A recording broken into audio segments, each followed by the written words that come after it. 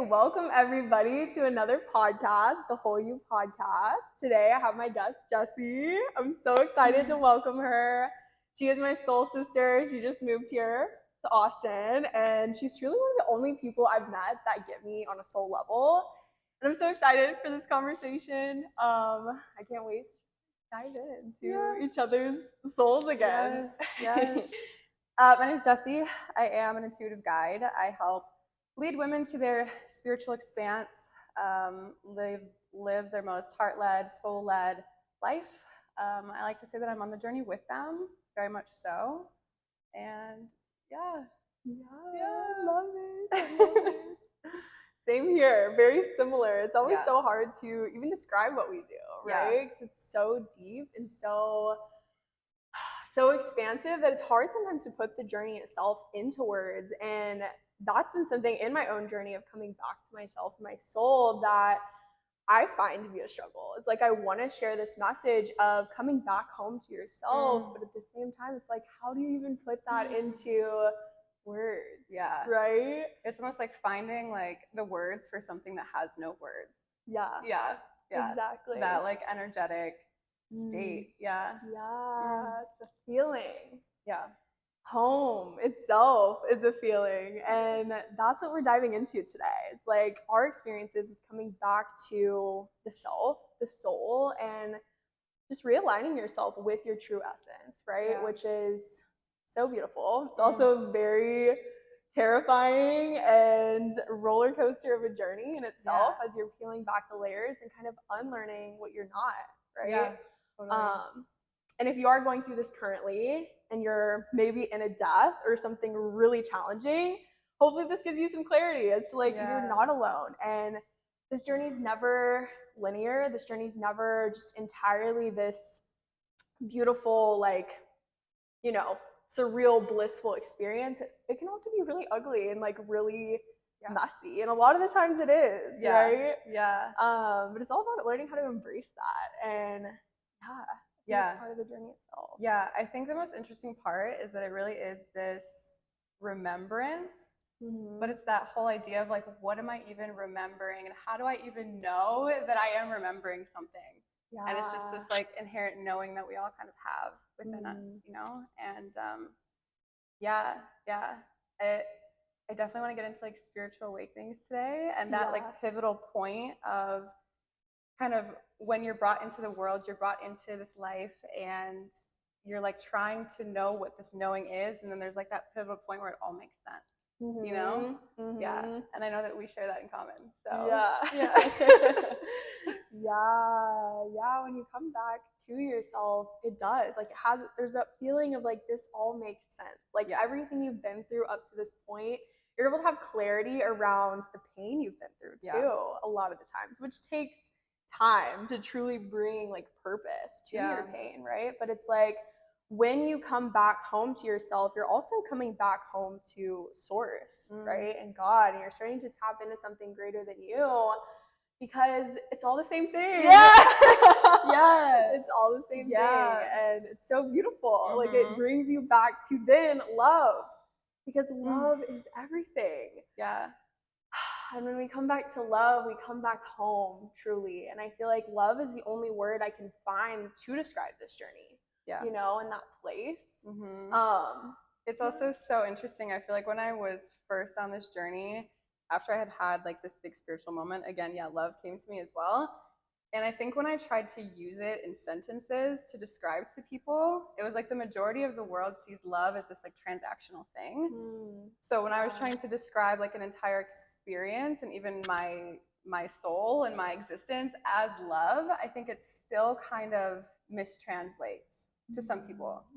It's like they'll read it and it just doesn't, it's hard to like wrap your mind around it unless you've been like fully immersed in that loving frequency. You know? Totally. 100%. It's like your message, and that's something I'm learning to, I guess, accept as like a coach and a leader, is not everybody's going to understand me. Like not everybody's going to understand my message. And I think for so long I had this fear, like nobody understands me, nobody's going to understand me, and that just like hid my voice for so long, but then now, like, me speaking on the things that light me the fuck up, it's like that's drawing in my tribe. Yes. You know? And I think it's okay for some people to not understand. Yeah. And I think that's a lesson that I'm continuously like learning and moving through myself, and that can be applied to literally anything. Yeah. You know? Yeah. It's almost that journey of, I think at first, which this is like a whole conversation itself, I think at first, because it's so powerful, there's a pull to want to convince or want to kind of like invite people in. And yeah, I think over time I've realized like my job and my role is not to convince, it's just to embody. And it's just to further and further into that experience, and just because we're all such reflections of one another. So if we're energetic beings, it's like, you know, when I embody a certain frequency, you're going to feel that. I don't even have to say anything. Like, you're just going to feel it. And I think, yeah, like sometimes we forget that we are actually self-healers. So all we have to do is just embody the frequency, and that's kind of how the change and the ripple starts occurring. Yeah. Like you just being you and you starting your healing journey, you embodying love, like that is healing for others too. That naturally guides people back home too, because again, we are all the same. So other people seeing that and feeling that frequency and energy is literally just in itself, you being around them is like, whoa, this is what I want, you know. And then that creates that ripple effect because they're inspired to do the same in their own way. And it's like, and there's that question of like, what am I feeling? What is that feeling? So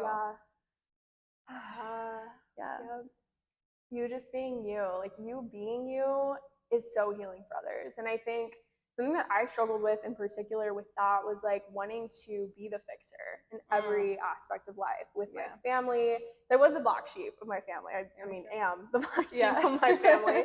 Actively. And entirely. It's like, you know, being so radically different. It's like I wanted my family to come with me. And I felt like I was almost abandoning them in a way because I was so radically different. And I wanted to fix them. I had this like deep desire to like, you know, guide them too. And it's like they can only make that decision for themselves. And what I'm coming to realize too is like me just choosing to heal, me choosing to be me, that is inspiring them in itself in their own ways, you know. And like I don't even have to do anything. It's like that in itself, me just being alive is like a gift to them, you know. And I have so many things to say about that. I actually made another podcast where, because I really believe that our soul individually kind of chooses this lifetime for specific reasons. And I actually came to the same realization of like my parents, like, you know, they don't get it. I can't have these conversations with them. I want them to come with. And I actually did this breathwork session where I was like visualizing something, and it was about inner child work. And I actually saw my parents for the first time in their complete divine state. And the only message that came through was they also chose their life. And if they didn't choose those exact lives, you would not be awakening right now. So it's like sometimes we also forget that since we are so connected, there's also like lineages of souls that choose to come here together. And sometimes all that matters is that at least one person in that lineage awakens. So everybody had to choose their role. You know, everybody had those soul contracts, and sometimes souls have to choose. I mean, souls might choose that they don't awaken, so that their child can. And that is the ultimate sacrifice for love, isn't it? Wow. Yeah, that's such a beautiful way to put it. Like, wow, I so agree. It's like we all come here, and you know, in our human suit with the veil and everything, it's like we can't see these things right off the gate, right? But we tap deeper and deeper into our truth.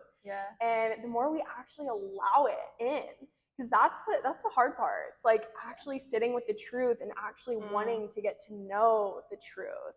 That's the hardest part about it all. Because it's so easy to stay the same. It's so easy to stay in these patterns and programs that don't serve us. It's easier that way, right? Whereas if you embrace on this or embark on this journey of healing and growth and soul evolution, like it's not easy, but it is so fucking worth it, Yeah. in my opinion. Yeah. I would love to know, because I know that we both relate in the way that we were the black sheep of the family. And yeah, I would love to know how you were the black sheep and like how that came up for you. Yeah. And how that truth was like leading you the whole way, because that's how I kind of felt as well. Yeah. I mean, I felt that way from a very young age. Like I had this feeling from a very young age that I was just different, and I never felt understood by my family, and so that made me feel very like left out, or like I wasn't fully accepted, right? Yeah. So I had very different views, very different ways of living, all of it. Like everything was just radically different. Yep. So I felt this way from a very young age, and I was always very curious about spirituality and like what is beyond just this human realm, you know? I always had this curiosity, and I always had these kind of gifts, I guess you could say, that I didn't recently see, or I didn't see as gifts until recently. As the more I dive into my spirituality and the more that I come back to my truth, right? It's like I'm starting to realize that these things that I've always had growing up, like being super empathetic and being able to feel things so deeply, I saw that as like a, I guess, not great thing. Yeah. Something I shame myself for. And now I'm starting to see it as a gift. It's like I get to feel this life and feel emotions and feelings deeper, which means I get to feel love and like all the juicy feelings so much deeper and experience this life deeper. I love depth. And I think that's what set me apart from my family, was like they were all so shut off to their emotions. They were all so shut off to this even, you know, world of spirituality. It was very like a shameful topic to talk about. And I was always like, I want to talk about God. I want to talk about, you know, my feelings. I want to express. I want to feel things. And I always felt like I was the odd one out in my family with that. And I guess that's what set me apart the most, was that feeling of like, I want depth. And that hasn't left. Yeah. I can so relate. It's so interesting, like talking about different ways to describe it, because I know that it's the same feeling and it might have just manifested in different ways. And yeah, I remember when I was in like middle school, high school, I have journals I could probably find where I would just write down, like, again, same situation. I think, you know, there's people who are like born into specific families so that they can be the black sheep. And yeah, just sitting there super like misunderstood. And I would just write in these journals, like, I don't know what this feeling is that I have, but I feel like I'm meant for something. Like, I feel like something is going to happen in my life. I'm like seeing people around me live this one pathway, and I don't think I'm meant for that. I don't even know what that means. I was like 10 years old. Like, I don't even know what that means, but this feeling is so strong that it has to be. Like, it has to be. It was like that certainty. And yeah, what's so interesting is I really internalized that feeling, and I never knew what it was until my spiritual awakening. And that was the first moment in my entire life, that night, where I actually kind of, instead of, you know, me being an individual, I became like the whole thing, like that kind of situation. That I was like, that was the feeling. That was it. Like, that was exactly what I have been feeling, and that was the moment that I was being led toward. Like I was right, you know, like that feeling of like that was true. Exactly. I totally get that. It's like when you realize again that these things you've been through, they're kind of your superpower. Like all of these feelings you've been having, these moments of like, why am I so different? It's like that feeling, you know, when you're growing up, I feel like difference, like being different, is so shamed upon. And now I'm looking back, I'm like, whoa, I was different. That's fucking cool. Like, and in my family too, you know? And that was the same thing for me in my spiritual awakening. It was like coming to the realization, like, oh my gosh, all of this makes sense. Like everything I've been through, all of these feelings I've had, like, this is literally building and shaping who I am now. And it just like ignited my power. I allowed all of that pain too that I had gone through, of feeling like, oh, nobody gets me, all of this stuff. It almost like was shaping me and molding me into this stronger version of me. 100%. Yeah. I remember within I would even love to know what yours was like, or that moment that kind of sparked it for you. And it's so funny because within my own, I also had that. I was being shown visuals of like classrooms and where pain and like all these other things were the teacher. Yeah. And it was actually me walking out. I was sitting in the classroom waiting for, like waiting for the test to be over or something. I can't remember. It's my first podcast a long time ago. And oh my gosh, the lights were off in the room. Like I was sitting in the classroom and everybody had left and I was still waiting for something. That was my visual. And like there were just these voices like, get out of the fucking classroom. Like it's been over. Yeah. And you're still like waiting for this test to end. Oh. And so I walked out of the classroom and I was like, oh, like that wasn't my life. That wasn't my reality. I wasn't like born to be in pain. I just needed that. Needed it. Get where and what a crazy like paradigm shift that is, to believe that something is going to be one way your entire life, and then reaching that moment where you're like, wait, it's not. I can choose again. I can choose, yeah, I can choose again. And that's the biggest thing that same.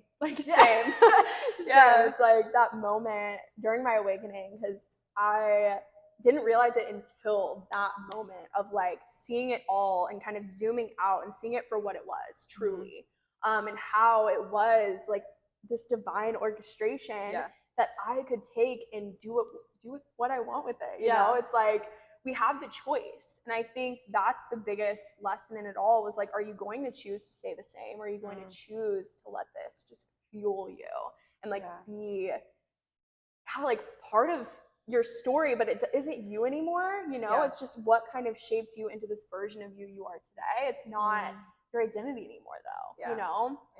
And that was the hardest part for me, was allowing that to actually die off and like not cling on to it anymore, because that's part of the journey in itself. I feel like is like learning from these things, but not continuing to repeat over and over again and cling on to it and identify with it. It's more so like, okay, this happened, kind of like relationships, right? I know we've had a lot of conversations about how it's like, I feel like people come into our life to teach us more about what we want and what we don't want, right? And same thing with these experiences, with these maybe identities we've had, like things we've been through, like whatever, in whatever way. Same thing. It's like it's all teaching us something, but we graduate eventually, right? We're not just in school forever. And that's actually really crazy that you bring that up, because same for me. It was like almost like through my ayahuasca journey in particular, there was this period where I felt like I was like Earth was a school. And that's essentially what it was. And you're continuously graduating from these different like levels or you know, like ways of being. And again, you're not just in this grade or whatever you want to call it forever. You can let go and you can graduate, and it's gonna be sad. You're gonna have some mourning and like, you know, I'm gonna miss my old friends and I'm gonna miss this season of my life, right? Just like when any season of your life ends, it's going to be hard to some degree, but you gotta let go in order to move forward and truly begin that next chapter, you know? I find it to be so interesting how even through all of the levels, it's almost like when things are shed, like the strongest attachments can be shed, right? And it's like after it's gone, we're still left with what we've always had. And it's that feeling of, I really feel like we know ourselves since we're a little kid. We know ourselves so well, and our identity almost just becomes what we cover it up with because we couldn't be that. So like our identity is like the opposite. It's just things that are kind of like making it suitable to live in this world, but underneath it all, like I've just noticed within every, I don't know what to call it, level, every timeline that I've stepped into, it's actually been a stronger and stronger just like remembrance. It's like stronger of what's always been there. It's so funny. It's just like, it's hilarious. We're not learning anything new. Like we're not. We're literally just pulling it back up. And I think that in itself is like the whole basis of it. It's like it's all already there. And that's what I feel my block was for so long, and so many people I've spoken to as well. It's like their block feels like it's separate from them. It feels like it's away from them. It feels like it's impossible because right now their identity is so covered up. Yeah. Like with all these extra layers that aren't them. Yeah. It's like can't even see who they are. It's like this onion with just like a billion layers, and it hurts to peel back those layers, you know, because as humans, like we want that control. We want this feeling of like, I know who I am. This is what I am. Yes. All these things. And to let that go, we kind of have to not start over, but in a way it can feel like that. You know what I mean? And I know for me, that was the hardest part, was feeling almost this sense of like, who am I? Yeah. That was like this huge, I guess, period of time in my awakening that wasn't pretty per se. It was like, whoa, everything that I've ever known, all of these ways of being and living and thinking, like these aren't mine. Yep. And that can be terrifying. Yep. So terrifying. But it's also so fun because now I'm starting to realize that I love new beginnings. I love new beginnings. There's something about new beginnings for me that excites me. Yep. And it's like since that new beginning, I've just been creating all of these other new beginnings and consistently almost becoming addicted to the unknown, which has never been me, ever. I was always in safety. I was always protecting myself. I was always trying to stay the same. My ego, the entirety of my life. And that's what I feel our soul also is called to, is the unknown, because it trusts. It knows. It knows the unknown. Trust, it's like, yeah. I think what shifted for me the most was like ever since I was little, time was always in scarcity for me. I always thought that I had finite amount of time. I had to figure things out. I had to get the job at a certain time. I had to have the family. I had to have the kids. And after I, awakened, which I feel like I need to like find a better word for that. When I kind of came back to my realization that I am everything and of everything, that finite timeline just didn't exist anymore. It became infinite, it became endless. And all of a sudden it was like all of these goals and all of these like hurries and urgencies and rushes and like, oh my God, I'm in so much scarcity, I'm in so much lack, was like, wait, this literally goes on forever and ever and ever and ever and ever and ever and ever. And like the reason that we come in with this knowing as kids is because we've already done this. And after death, it just continues on. So like, what am I trying to figure out? Like, and there's so much more room. And I think once that's opened up, it's like our soul already knows. It already knows all the unknown. So it trusts entirely. It's like, it always comes back to that, that trust, that can you trust that something so much bigger than you is happening? And for you to even try to understand it is just doing it a disservice completely. Exactly. Entirely. Exactly. And our soul, I mean, is an extension of God. And God is everything. Yeah. So like, we're good. We're good. We're good. Like what, yeah. And there are so many lessons in death, right? I feel like because we have death, we do try to live our life to the fullest, like there's so many lessons behind it. And it is, like you said, I mean, our soul knows, our soul's been through it. And it's like, when we just tap back into our soul, we can just trust that no matter what happens, we're going to be okay. And when you overcome your fear of death itself, it's like, what is there to be afraid of, And I think that was the biggest shift in my reality, was overcoming my fear of death. Because now anytime I'm fearful, I'm like, what the fuck am I doing? Like, I can turn. And also another thing I found was fear feels the exact same in my body as excitement. And now it's like I can literally shift my energy to excitement when I feel fear. And it still feels uncomfortable, because even excitement can feel uncomfortable, right? It's like you're so excited that you're like, okay, like, come on, let's get there. It's like, okay, regulate to happy, even regulate, it's like positive, it's a lot to hold in the body. Exactly. And it's like, what is there to be afraid of if you're not afraid of death? And I think for me, that was like, wow, so life-changing in so many ways to set myself free of the human fear of death. Right? Because again, I feel like that was a piece of my journey of coming back to my soul, was like setting myself free of kind of the human layers that we tend to cling on to so heavy. It's like I allow my human to feel that way sometimes, but it's like, okay, calm down, like you're okay. I can kind of tap into that soul voice of like nurturing and reminding my human that you can regulate and you can process this and you can get through literally fucking anything. Yeah. Anything. Yeah. You know? Yeah. I do. I really feel like that is kind of the most challenging part maybe of the entire journey, is like this constant conversation that we're having between knowing, right? Like the knowing that we, even like, who was I just talking to this about? I was like, we overthink so much. We have so many thoughts that we focus on the thoughts. We totally forget that we're even the awareness having a thought. Like, is that not cooler than any of the thoughts itself? It's like we are just here to exist and to know. And to come back to that understanding of like, this is all so much bigger than like what I'm experiencing in my human is so, it's an interesting journey to continue to come back to when we are experiencing very human things. Yeah, exactly. And to again enter into the unknown of like, I don't know why any of this is happening. I don't know, but all I know is that I exist. That's all I can know. And I think like there was even so much meaning and purpose in that for myself of like, what else is there than to just know and to just be and to just exist? And like, what is everything else if not just that? Yeah.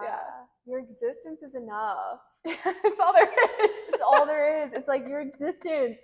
I literally, oh my gosh, that was like the biggest, I guess, wake up for me as well, was like my existence itself, because I did have such this heavy feeling of lack my entire life, never feeling enough no matter what. Coming back to the realization that I'm here, like, because we forget that. We forget that we're here. Like, we're here. I almost got that tattooed on me. Oh, that's been a really important word for me. We're here. I was just here. Oh, I love that. Yeah, it's so cute. Yeah, but it's so true. Like, we forget that we're literally gifted another day, another breath, another second. And life itself is such a gift. You know, it's so precious. It can be taken away from us any day. And again, I think that's the biggest lesson with death, is it does kind of create this sense of like, I want to do big things in the time that I have here. I think we all do. We all want to make our life memorable, make a mark, right, to some degree in our own ways. And I think that's the biggest lesson that I learned with death, was it like is almost this motivator to do so, but not in the sense of like fear. It's more out of love, like wanting to pour as much love into the world as I can. Because if I'm constantly just sitting here fearing, oh, when is it going to come? When is it going to come? When is it going to come? Right? It's like, that's taking away from the existence, you know? Yeah. I think there's also a really deep layer to that of coming back to the idea of, if, you know, I have to go down a road, like when I surrender, again, I think people have a weird idea about surrender of like, when you surrender, you're not going to do anything. It's like, if I were to surrender and this were to take me down a path that was painful or that I have to struggle on, I feel like this is such a pivotal shift between somebody who is going to go on that painful road and say like, my life sucks, I hate this, it's not worth it. And the other one where it goes, I totally, completely trust that because I am of the oneness, I am of God, he would not let himself down. He's not going to, like, the oneness is not going to let itself down.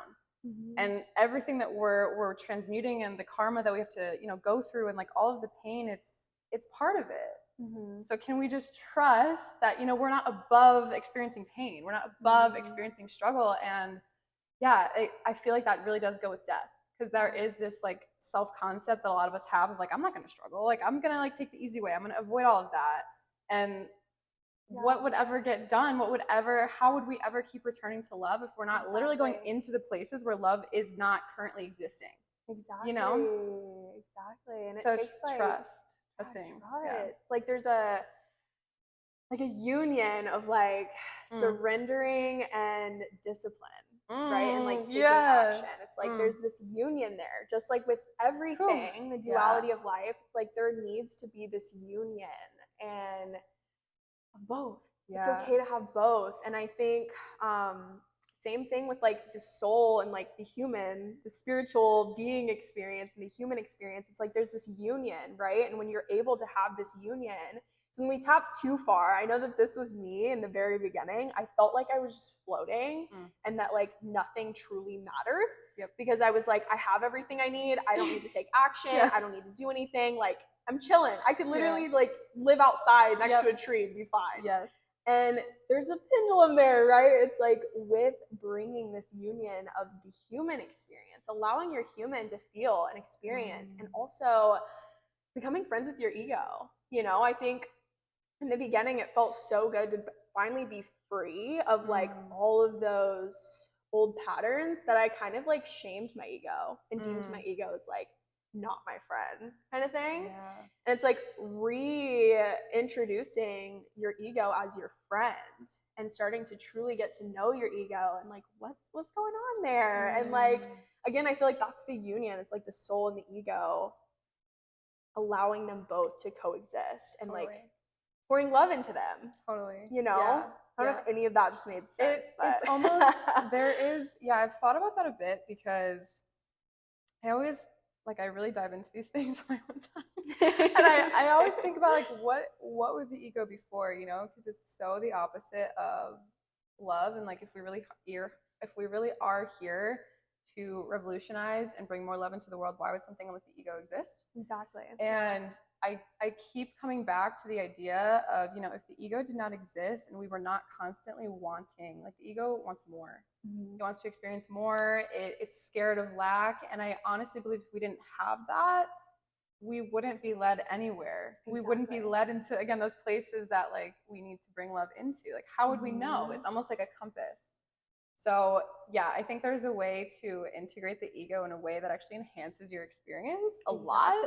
And yeah, seeing where those triggers are of like, why am I not feeling love in this moment? Whether it's for myself or another person, why is that when I know that I'm a being of love?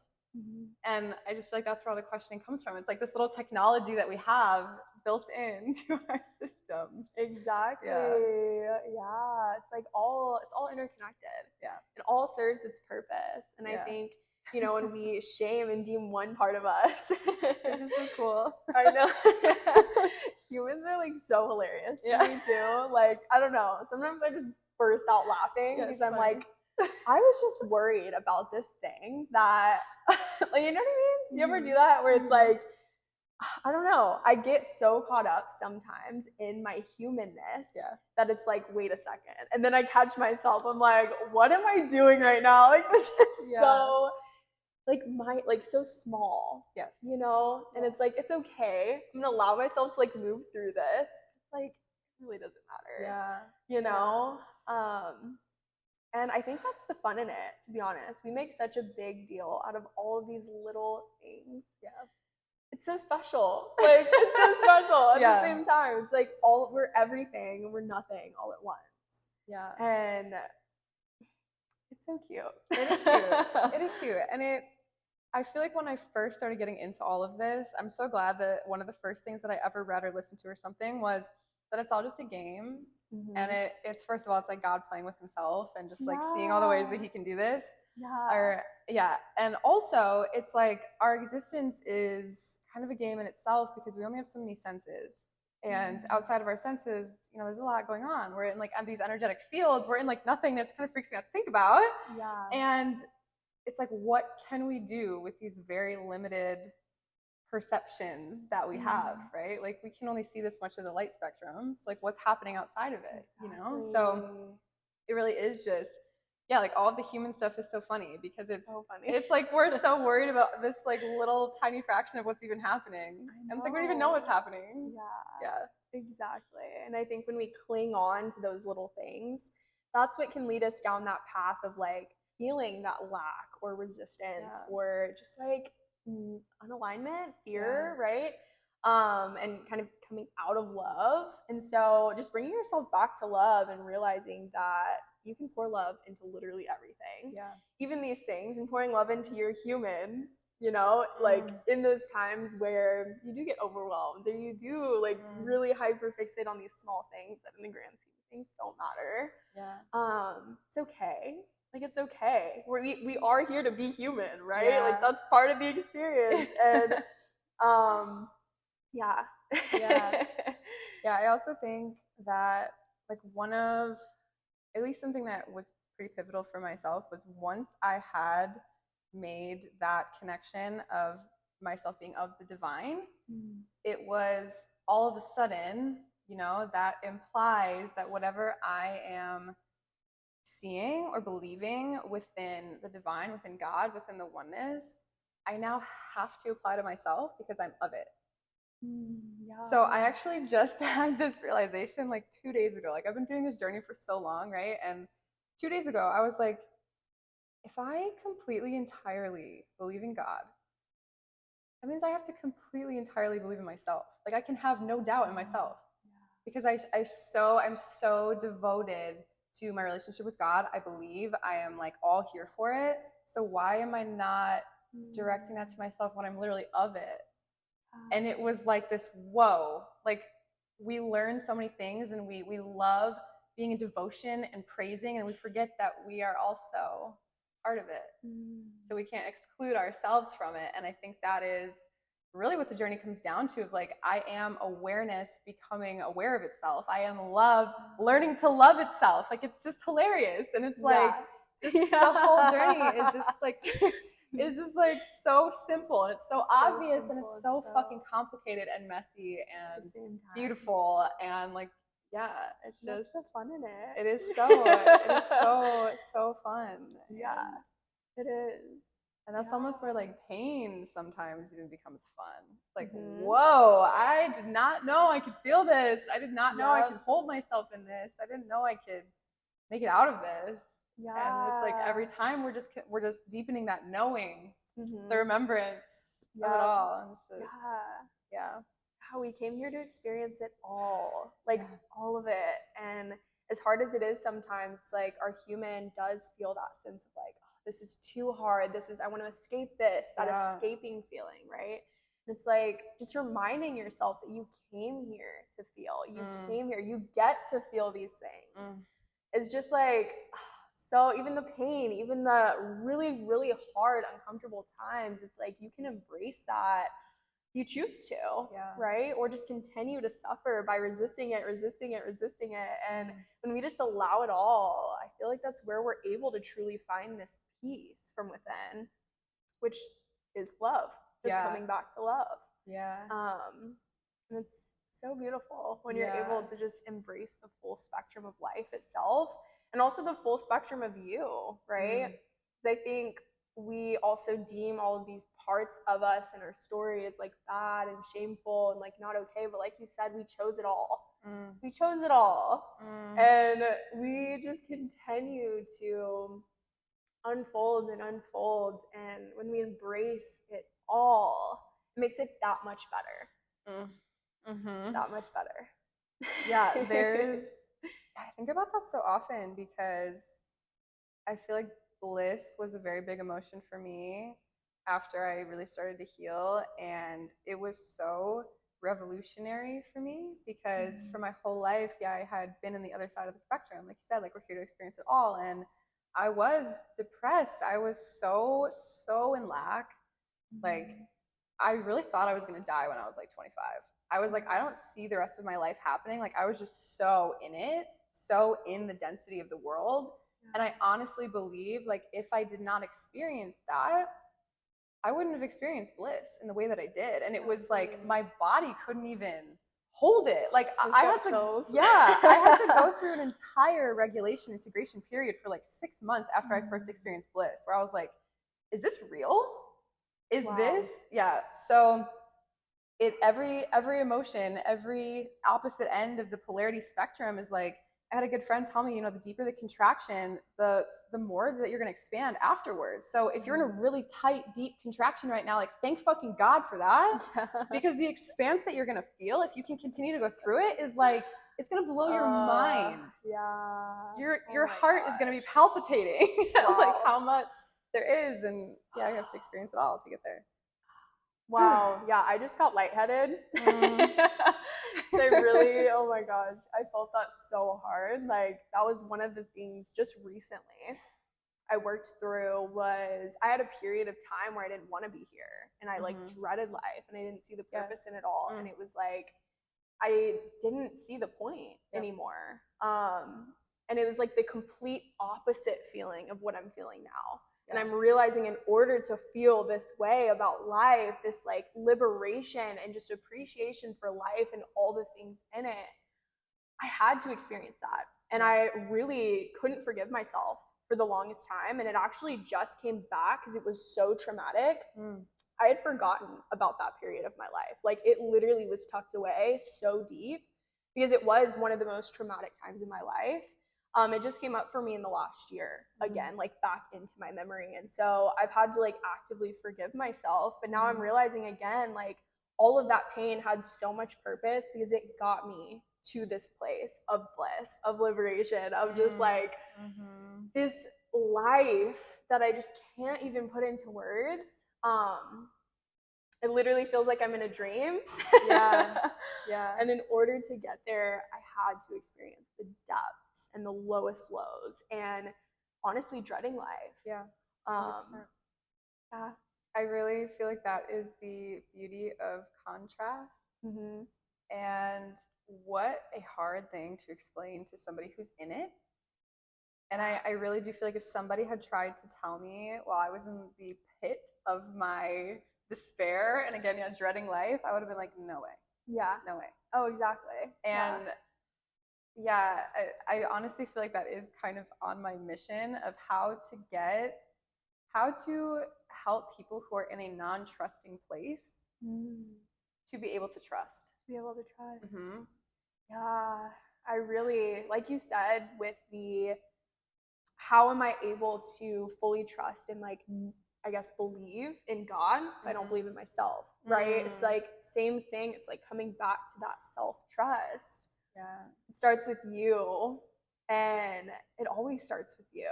You know, like everything is literally just a reflection of you, your reality. Which is actually such a good point. Yeah. There is like, a concept of the masculine, and the masculine is kind of the container that we're in. And I do agree. When I was, in that dark, low place, I didn't trust myself because I didn't trust life, and everything is scalable. So it's almost like in that situation, it's so hard to trust the world. It's so hard to trust God. It's so hard to trust literally any container that you're in. You're like, I didn't choose to be here. I don't know what's going on. Everything sucks. I hate my life. And I really do feel like I'm kind of getting this epiphany as I'm talking is, in that moment, the most ground zero place that you can start to build that foundation from is with yourself. So that at least you can build a safe container within you, and then it can scale outward versus the other way. Because nothing outside of you will ever make you feel safe. It'll never make you trust yourself. It'll never guide you back to yourself. Like you're the only one who truly can. And we can get little glimpses of it and like learn and be inspired by other people. And I think that's where we get those little like highs of like, oh yeah, this is working. But then it's like, oh shit, I'm feeling like crap again. And it's like we keep going back and forth because we're not starting from within. And that's why I like fell in love with holistic healing. Was it's all about that and how like it starts from within and everything's interconnected. And I can talk about that forever too.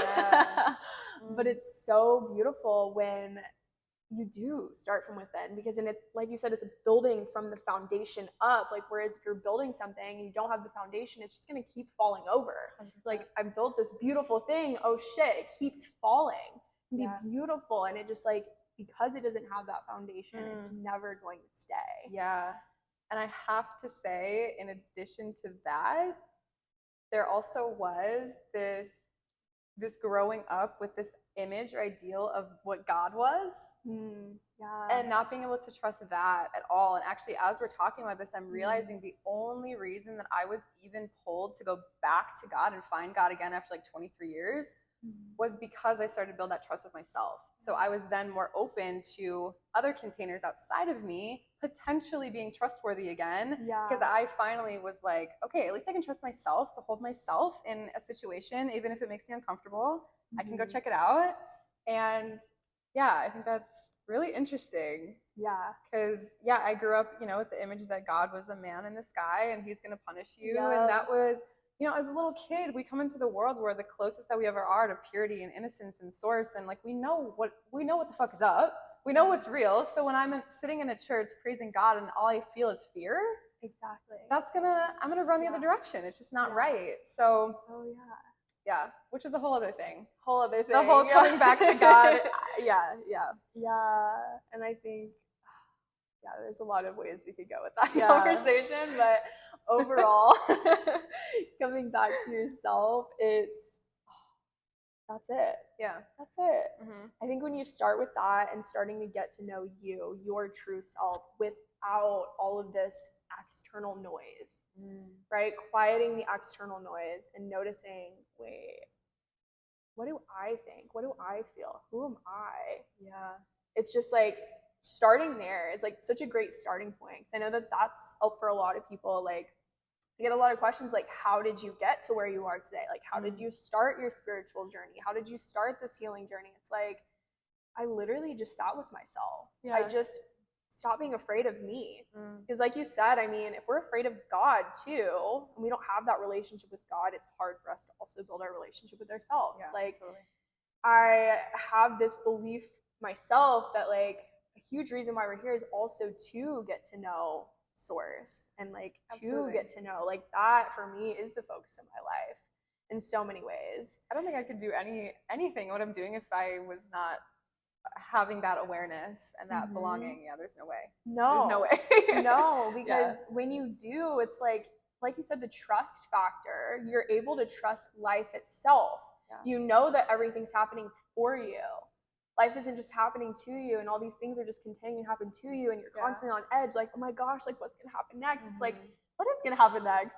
I'm excited. Like, even if there's something like a struggle, like you said, the pain and the uncomfortableness can be something you can embrace and like almost look forward to, because you know that God's putting it in your life for your evolution and growth. Expand.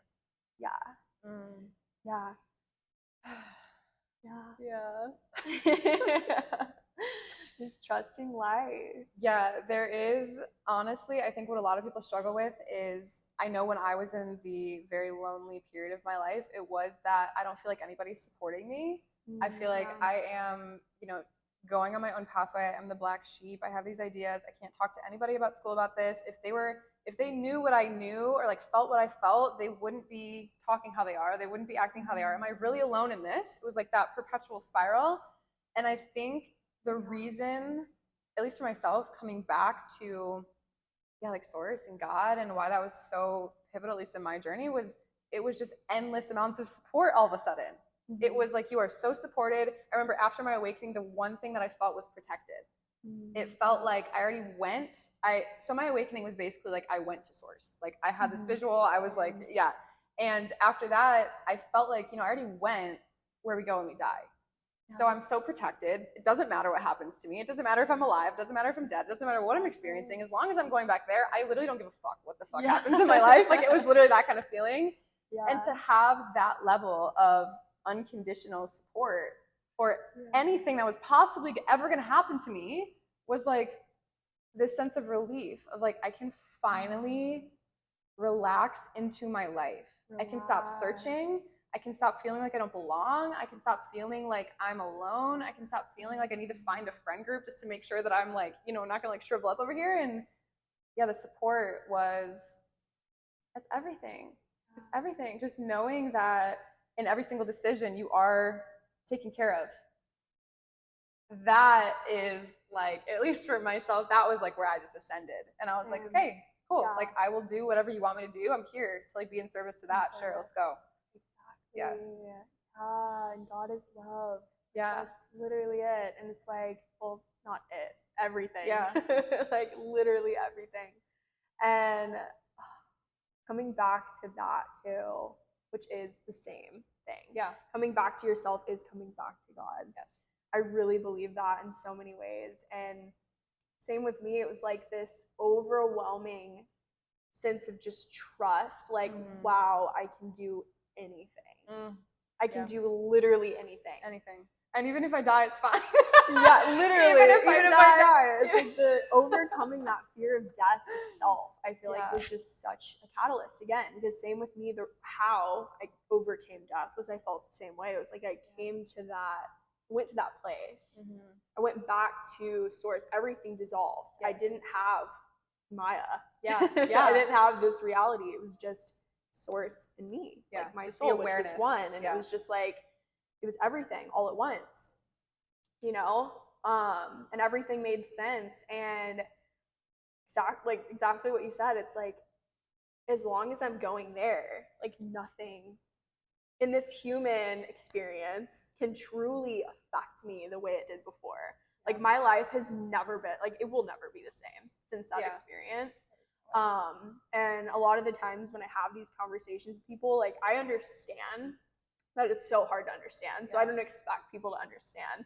But yeah, it's like I realized, because before, like I was saying, not feeling like I don't want to be misunderstood. It's like I don't need to be understood. That's not why I'm here. I'm here to just understand myself. I don't need to be understood in order to understand myself. And I think that was another layer to it of like, you know, that internal validation and knowing that you have everything you need already within you. You aren't searching, like you were saying, outside of you for, okay, who can like agree with me on this? Who can validate me? Who can push me? Who can like get me there? You can get you there. You and God. Like that's it. Like that's who's going to get you there. And yeah, I think something with the misunderstanding that was really important for me was coming to the conclusion that everybody that we're experiencing is just life force and God and source within a different vessel. And it's like each of us, you know, coming back to that game concept, like the entire game is just for us to remember like that we are love and to learn how to believe in ourselves, learn how to love ourselves. Like that is really the challenge that we're presented with here. And that is what our entire life really is for. It is, you know, I listened to this amazing podcast where it was like God made conditions so that he could learn to love himself unconditionally. So we're all just vessels with these conditions, and God is working through all of us saying, okay, in this vessel, how do I learn how to unconditionally love myself? Let's go. That's the game. And it's like everybody has their own thing. Everyone has their own vessel within that, in which that experience is literally happening to all of us. And it's going to look so different for everyone. We're not meant to understand. We are literally just meant to understand our own pathway forward. And it's like we're all just like players in a game, like figuring it out. Yeah, but we're all having the same experience, the exact same experience. Yeah. And we make it seem like we're so alone. So alone. We're not. And have you ever done like the VR things? So it's kind of like that in the sense that like when you're doing it with somebody and you're watching them and they're just like moving around, you can't see anything.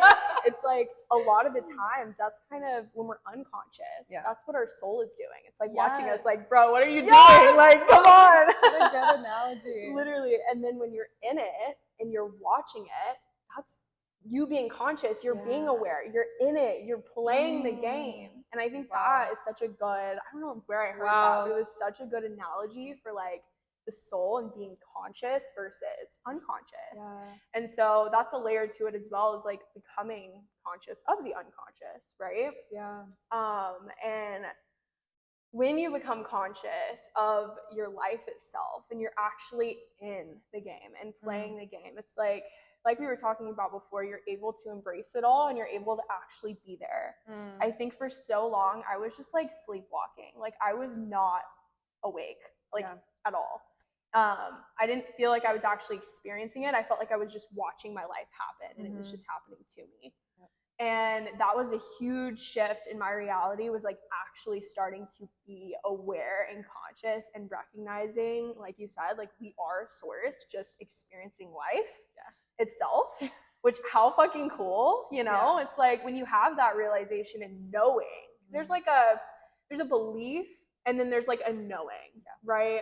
And when it becomes this knowing, your reality just like kind of shatters a little bit. You're like, whoa, in like a good way. It's like the foggy glass that was in front of you like shatters. And you're just like, totally. I can see. I would be so curious to know what was really the first thing for you in terms of what did shatter your reality. Because I know for mine, it was like I started, I should say this, I started learning about like the government and just all of the, all of the lies that we're told and everything that isn't really presented to us in the right way.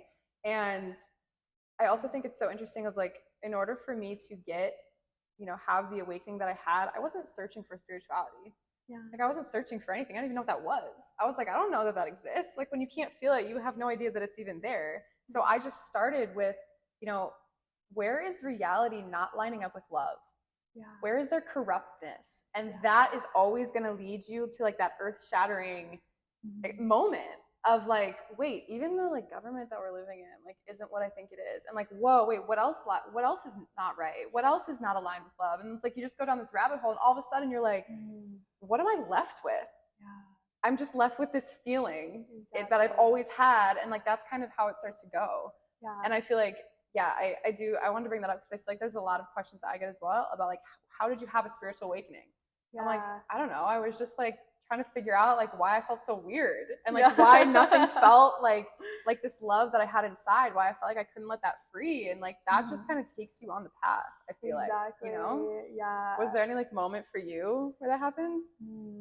Yeah. So I think it honestly started with, I had like a health awakening where I was like, whoa, all of our food is like poison. And I really started to just question like, why is our country so unhealthy? And also why is there all of these why is there all this random shit that's not real in our food? And that was kind of where it started for me, because I was like studying nutrition and studying health, and like that was my focus for a really long time, and it still is to some degree, but that was like all I studied at one point. And I just like started to question everything after that. I was like, why are they feeding us? Like, what's going on here? Like what was the intention behind creating this? When our natural world is so abundant, like so fucking abundant.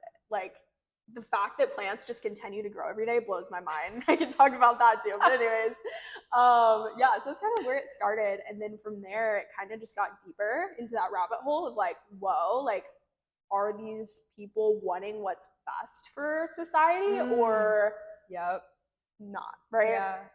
And it wasn't until I would say I did mushrooms. I think that was really this moment of like, I had an entire night of just like, whoa, like kind of what you said. It was like this shattering moment of what's love? What is, like what's fear and what's love? What feels like fear and what feels like love right now in this reality. And from there, it was like, after that moment, I kind of just started to notice. I think that mushroom trip just really like gave me this bigger awareness on everything, to where I just started to notice things. And then I became very like health conscious. And it started with my health, to be honest. I love how like in both stories there was this, it was kind of just already on our path, and it was just that intuitive feeling of like something's not right here. Something is not right, and I don't know what it is, but I feel in my heart that it's like dense. And I really love that topic, because I feel like a lot of people think that their spiritual expanse is not possible, or they think that they have to like live a certain lifestyle in order to reach it. And like I always want to reiterate, like, no, it's literally right in front of you. It's just you have to lean into that intuitive feeling and where it's directing you and what it's taking you away from, what you don't feel filled up by in your everyday life. Like start there, because something is not right there, and like that it's that knowing that we have. Exactly. And kind of like what you were saying before, because I've definitely like thought about all of this too, what you're saying about the ego and how it's like it has its purpose and it's there. Like if we didn't have the ego, we wouldn't be evolving. I really feel that we're kind of given these struggles in life. Some don't make any sense, and I don't know if I'll ever like make any sense of it, but it's like there are struggles that we go through, even these things in society, in the world, that, so I think during my ayahuasca experience as well, there was this moment of like just having this entire acceptance for everything as it is, as like crappy as some things are too. And having this like level of empathy that I just like can't describe in my human self, because like now coming back to like my human self, it's hard to like feel that entirely. um but there was a moment where I was just my soul, and I saw everything, even the corruptness, even the war and like the murders, everything, and it was like, yes, it's messed up and it's not okay. But at the same time, like there's some sort of like evolution happening here that just couldn't have happened any other way, if that makes sense. Yep. Like God created everything. So, you know, and there's so many different beliefs around this, but it's like, so wouldn't God create that too, right? That discomfort, the maybe evil or just like corruptness. That's something that I've thought on, and I don't know for sure. Yeah. But it's definitely something that from that lens of my soul, I was able to just look at it and be like, this all makes sense and it's all here for a purpose. So it makes me question now, like, what is all this for? I feel like it's for this path of like some sort of just like molding and evolution, right? Like even in our own journeys, because you look at our journeys too, and it's like I went through a period of time where I was suicidal, and it got me where I am today. So like the earth itself, the collective itself, maybe is just going through this period of time where we are kind of reaching these depths as a society. Maybe our society is going to reach these heights that we've never experienced before. I definitely feel that. Yeah, I know there's a lot of talk about the collective kind of shifting frequencies. And I also believe that, you know, like energy, it moves and it can never, what is the word? Energy can't be destroyed or created, it only shifts. And the thing about like really dense energy is it has to be transmuted. Somebody has to be the one that is transmuting it. And I think the problem with it is like, I honestly hope schools start teaching energetics at some point, because what's happening is we're born into a denser and denser world, which is supposed to be transmuted through the love of our bodies, but people don't know that, so they're just holding on to it, you know, and it's making everybody feel like just like entering into this bottomless pit. And it's like, if that energy, you know, like we have to transmute that somehow, and it's like I feel like people are just feeling discouraged from doing so because they don't have the awareness of the power that they hold to transmute it. So yeah, I love that analogy that you just used of like the suicidal state and just being in that completely like hopeless despair, and that really being like the bottom point to which then you would rise. And I do kind of feel that for the earth. There comes a point where it's like, are we done yet? Like, are we gonna move on now from this trench that we're in? Like, is this really what we're concerned with right now? You know, and I think, I think because that was also the conversation that I had with myself when I was in that place. I was like, okay, I'm alive. Like, this is annoying. I don't want to be in this dark state forever. So like, what am I gonna do? Like, what am I gonna do? Let's just figure it out. And I feel like maybe the earth does need to hit that suicidal point. Because I mean, think about it. We're all just one living being. It's just one being having that same evolution, just like we as individuals do. It is, I mean, again, there's no definites. There's no knowns. There's just the unknown, which is you can make what you want of it, right? And I think that's what's so beautiful about it all is, again, like, I always say this, but I'm never here to like shift anybody else's ways of being or thinking or believing. And it's like there are so many ways of doing so. And I think that's what's so fun about it. It's like we are literally just creating our reality, creating our life, creating our beliefs, creating everything. That's what's so fucking fun. And creation is the energy of love. It's like they're the same fucking thing. So it's like, why not have fun with it? You know? Totally. And I feel the shift. I feel some sort of massive shift in everything. And I think the best way to just like go about your experience is to like you said, discern like what feels like fear, what feels like love. I'm going to align myself with love. And that's kind of just the way that I've been living since having that realization. And I don't know, I don't get caught up in all of these things that maybe aren't love. I just continue to radiate the love as well. And I feel like that's what transmutes it as well, is when you, just like what we were talking about with us just being us being the fullest spectrum of us, allows and gives other people permission to do the same, because that is our natural essence. Yeah. So if we're just being love and we're radiating love, that's giving others the permission to do so too. Like I cannot, there's so many experiences I've had where I've just like been in somebody's presence and they tell me like, I felt their energy from the get-go. It didn't feel like love. And it just shifted entirely, and I didn't have to do much at all. And I think that's just given me like so much peace and clarity as to like, I don't even have to do much. Like my job here is to just be me, which is love, and continuously aligning myself with that. And in that, it's just going to guide others too, you know? There's a quote that I always go back to, that it doesn't matter what you're doing, it matters who you're being. And like it's so good to check in with I check in with myself all the time, like who am I being, what am I standing for, you know, when people talk to me, what are they seeing reflected back in them? Because there was a very long period of my life where I would reflect back, you know, like shame to people because I was feeling so shameful. I would literally, like you said, I would feel that shift. I'd be around somebody and they'd be talking, and then all of a sudden around me they would just stop, you know? And it's because we're so connected. It's like I'm literally reflecting back something to you. It's not happening within words, it's happening like telepathically, it's happening energetically, but like you know and I know. Yeah. And so I always go back to that of like, what am I reflecting back in people? How can I, you know, reflect back love in one person today? How can I make them like remember the love that they are just through talking to me? Literally. And it's like this conversation we get to have with ourselves of like holding ourselves to a higher standard and just letting the being do the work. Yep.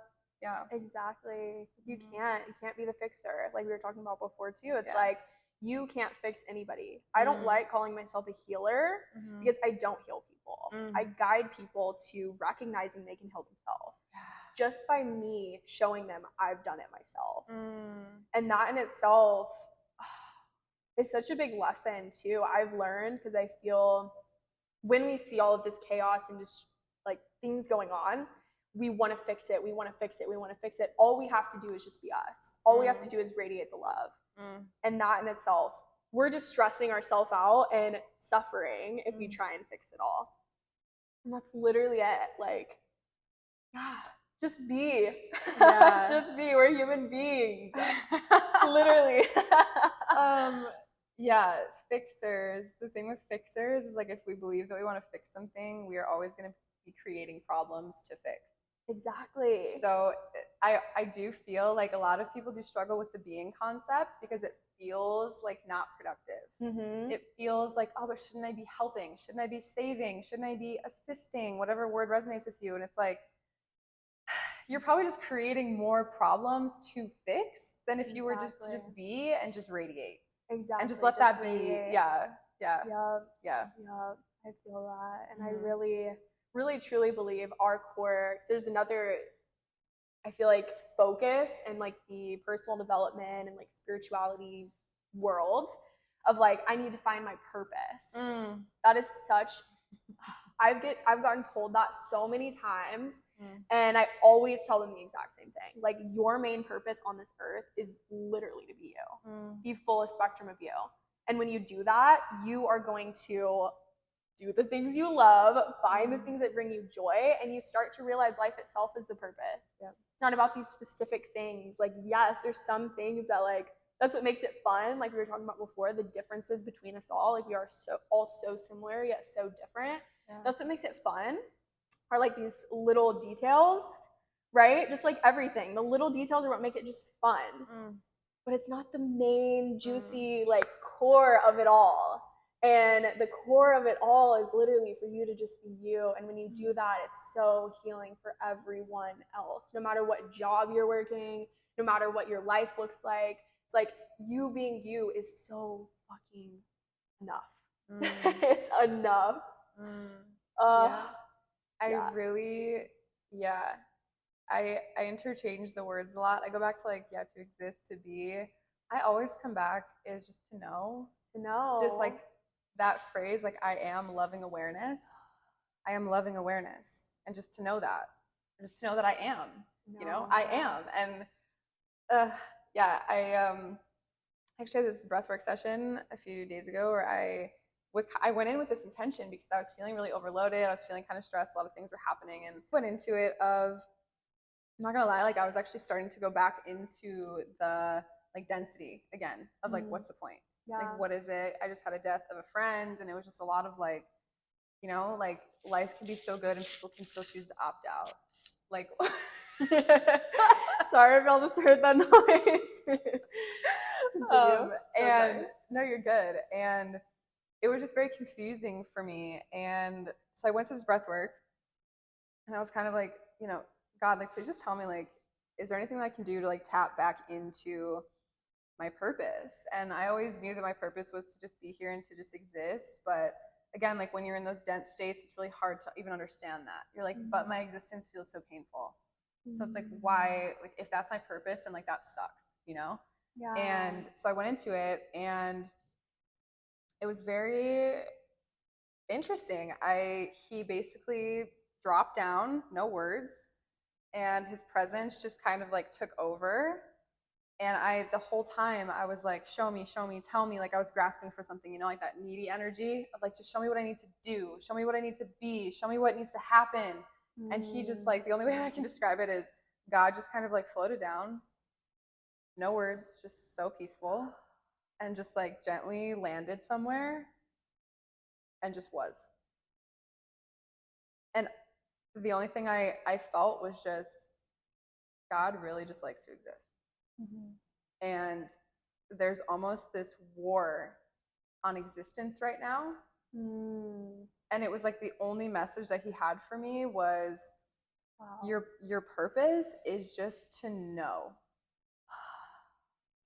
It's just to know. And it's like I can't even logically think of what I know.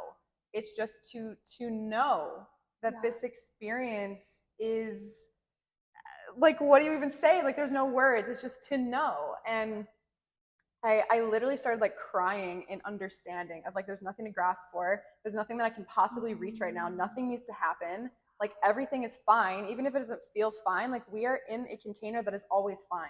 Yeah. It's always okay. And like pain and these human experiences, like they're just happening within our human body. They're not even outside of us.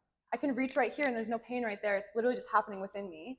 And oh my gosh, I was just sobbing of just understanding and of gratitude. And I just kept saying, like, I get it. And in that moment, it was like there was nothing left to do. Yeah. And to just actually surrender to that fact can be so hard of, I don't have to fucking do anything. Like there's nothing to do. Yeah. There's nothing to be. There's nothing to become. Like there's nothing. Like, are you sure? And it was like his existence was just so loud. Wow. It was literally like, just exist with me. Oh, wow. You're like bringing me back because it was like the same, like exact same for me and my experience. Like that's exactly how it felt. Was like everything you are, just existing is enough. Like that true feeling of abundance. Like you have everything you need. Right. And it's like you said, there is this war of like, it needs to be this way in order for you to live fully. But it's like, no, like you determine that. You determine that. And that's what's fun about it. Right. Nobody else can determine that for you. And I think same for me, it was hard to sit with because I had been programmed my entire life to thinking otherwise. I had to like make X amount of money, like be in this relationship and have this exact relationship and marriage and all these things. Like there's all of these programs that we come into the earth, just like you said, we come into the earth not having these things. It's like we're already at that place where we know we're enough. We can just be the fullest expression of ourselves and scream and cry and like exist when we're babies. That's literally our and everybody's okay with that too when you're a baby. But then when you grow up, it's like, no, now it's time to do this, this, and this, and this. And that's how it is. That's just how it is. And it's like, no, we can create that for ourselves. And I think that, like, the people I've spoken to with these similar awakenings around the self and just knowing that you're enough just as you are, it's like, there's that same knowing that comes through when you connect with God. You know, when you connect with source, it's like this knowing of like everything's going to be all right no matter what your reality looks like. Yep. No matter what the external looks like. And for me, I was so hyper fixated on the external my entire life. I didn't even look in at all. Yeah. Like at all. So for me to feel this internal validation and enoughness for the first time in my life was like, what do I do with this? It felt so right, but also so wrong because I'd never experienced anything like it before. Yep. So there's also this resistance that comes with experiencing this level of freedom that's terrifying, and it makes you want to like run from it, even though it feels exactly like what you need. Yep. I actually, yeah, it's so interesting that you say that. I realized not too long ago I've had anxiety my whole life, and I started to kind of piece together when I would feel the most anxiety, and it was always in the moments that I had the potential to be happiest, blissful. Wow. It was like my body physically was not regulated to those moments. It was like when I was, you know, in a very spiritual setting and there was so much love around me, I was just like freaked out. And it was almost like, yeah, this piercing of love with like the density in our body, and like we're so energetic that we feel that, and it literally feels like an attack on like our demons basically. Yeah. And it's like our body is just like, what the fuck do I do? Yeah. And yeah, there's a lot of regulation, I feel like, that goes with holding the capacity for love and for bliss, and I actually don't feel like that's talked about enough because so many people want that and then it's given to them and they freak out. Exactly. It's sabotage, right? Like we self-sabotage love. Love in all forms, like self-love, relationships, other people. When we feel this sense of like, wow, this is it, subconsciously we start to try and sabotage it because we want to get back to that place of what's known to us. Yep. All of this freedom and this joy and this bliss and this love feels like, oh, this is everything I've always desired. But it's also everything I've never known. And that is a reason for us to just like try, like listen to that ego, listen to that subconscious, to just do everything we can to escape. Yeah. And it's uncomfortable. Yeah. There's also something within that where it's like when we do reach that level of like freedom and happiness and joy, especially if we're coming from a program, like you hear this all the time, like people who are in really healthy relationships, it gets boring. And it's like if you're in a programming for your entire life where like you literally are grasping for something to like find your worth and find your value and find your place, it's like once you have the joy, you're like, is this it? I'm not grasping anymore. Like that's like my body finds that boring. Yeah. So it is like that level of, wow, there's so much reprogramming with that of even I'm still working on this of regulating to like I can be joyful and not talk myself back into struggle. I don't have to struggle if I'm not struggling. Like I have to tell myself that all the time. It's okay to be happy. It's okay to be grateful. I don't have to go back and like search for something else. Like I can just sit. I can just stay. Wow. Yeah. Yeah, that's huge. And it goes back to that feeling of like avoiding emotions in general. Yeah. We avoid the higher frequency emotions more than any emotion. I really believe, like, you know, it's always talked about how we avoid sadness, anger, and all these other, you know, heavier emotions. However, I feel like those higher vibe emotions are even harder to hold for a lot of people because we are programmed to so much fear and so much scarcity and lack from the get-go that anything outside of that feels like, whoa. No. It almost feels, there was a long time where love and like intimacy and being seen, they felt so dangerous to my being, you know? And yeah. I wouldn't even make eye contact with people for the longest time. And it was like, oh. Okay, I don't think she's going anywhere. She like saw me. You're gonna have to crop this in so many places. Yeah. But anyways, I wouldn't even make eye contact with my partner or anyone. I wouldn't even allow people in. I was so, and at the same time, I was craving love. I was craving depth. I was craving to be seen. Yeah. In my full spectrum. Yeah.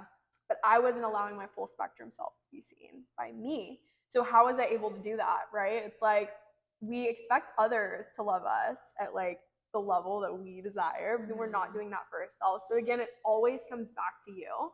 Yeah. And like not only with your self-trust, but your self-love and your self-acceptance. It's like they're all interconnected. It's like in order to accept yourself, in order to love yourself, in order to trust yourself, you kind of like it kind of like, you know, messes with all of them when one of them is like not there. So they're all interconnected too, and it all just comes back to you again. Yeah. Like, how can you trust somebody? How can you accept somebody? How can you love somebody to the fullest if you don't know them? Yeah. Right? Yeah. Just like other people, it's the same. Yeah. Yourself, you know? Yeah. That's why I have a really hard time explaining this journey without using like God, because it really was for me, it was like my journey of self-love actually became less about like loving myself, and it was more about like loving the divine within me. Yeah. And it's like to love myself is to just love the divine. And that was honestly so much easier for me because I'm like, oh, like that's what all of this is. Yeah, I can love that. And then, yeah, yeah. Exactly. Just like being able to accept that experience and, yeah. So true, so true. And when you do that, like for me, I feel like the more I accept God, I do accept myself. And like the more I've mended, because I've had a similar like background with God, my relationship with God, it was like something that wasn't talked about in my family and my life. Like I went to a private Christian school, and it was like still something that was so like beat around the bush topic, like nobody talked about. So it was very, very hard for me to like heal that. I had so much religious trauma, and I feel like the more I accept God from the lens of love, again, and not fear, because I think there's this huge emphasis around like, I would say fearing God, but it's like you were talking about before, like especially in religions and stuff, it's very I guess revolved around that fear aspect of like needing to be a certain way in order to be accepted by God. Right? Yeah. So then that creates this like resistance between yourself and God, because then you're like, oh, I didn't meet that expectation. So now God doesn't accept me. So how can I accept God if he doesn't accept me? And you have this like narrative between, just like we create with other people, right? We create this narrative around how we look, how we act, how we show up. Oh, this person's not going to accept me if I don't do this, if I don't look this way, if I don't act this way. We're the only ones creating this narrative. Yeah. Yet we believe it so hard, and it creates all of this resistance in all of our relationships. The same thing's happening with God, and that's what happened to me. I had to like peel back all of these beliefs and really come back to just the feeling of God, what God's presence felt like. And in that, I learned so much about myself and God, because I didn't have all these narratives, and I could start to cry just even like feeling and just like tapping into this, because it's been, I feel what has like brought me back home too, you know? And I think that's what I like to call the awakening journey, is just coming back home. Because for the first time in my life, I feel at home no matter where I am. And that just like can't, there's no words other than home and love. And that was a word that I actually used as well when I made a podcast on it. It was like, ever since I was a kid, I would always hop around. Like I got kicked out of my house. I wasn't welcome. It was like I was always on the run. And there was this feeling of like my home is not on earth. Like I don't feel like it's here. I just don't fit in anywhere. Nothing feels right. And the night that I connected with my soul and with, you know, the great mystery of it all and the source and all that, it was the first feeling where I was like, this is why I couldn't find home on earth. Like it's been here the whole time. And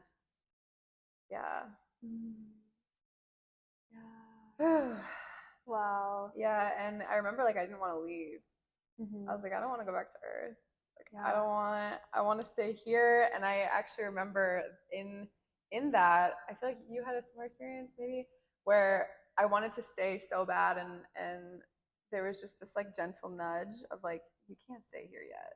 Yeah. Like you have stuff to do. Mm. That's why you're in this vessel. Like we're just showing you this so that you can remember. But like this is not your time. Like go back. And it was just this whole like okay, Yeah. fine, like okay. And I honestly feel like at that point, that was when I loosened my grip. And from that point on, instead of me trying to maneuver my way through life, it was like it became just listening. Wow, observing. Yeah. And just listening. Just Yeah. listening of where I'm needed, where I'm meant to be, and like I'll just follow Wow. at that point. Yeah. Yeah. And kind of what we were talking about too with the boring aspects. Like it would be boring if we didn't have all of these things, Yeah. right? It would be boring if we didn't have life itself.